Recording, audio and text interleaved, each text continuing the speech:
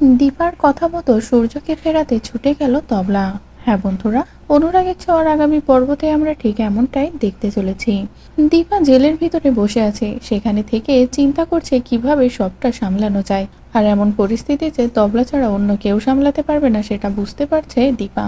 বুঝতে পেরে দেরি না করে তবলার সাথে দেখা করার ব্যবস্থা করে।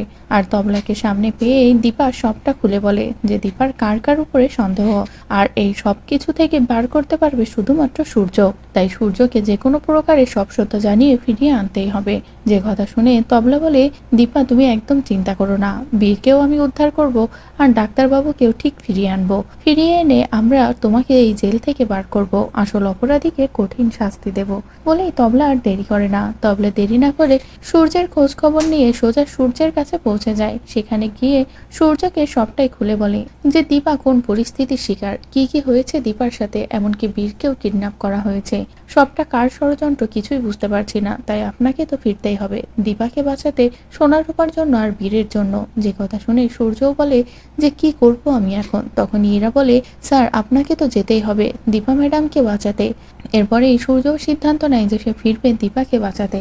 তো বন্ধুরা, এবার যদি দীপার কথায় তবলা সূর্যের কাছে যায় আর সূর্যও সবটা শোনার পরে ফিরে আসে দীপাকে বাঁচাতে, তাহলে সেটা দেখতে তোমাদের ঠিক কেমন লাগবে কমেন্ট করে জানাও। পরবর্তী আপডেট পেতে চ্যানেলটি সাবস্ক্রাইব করো।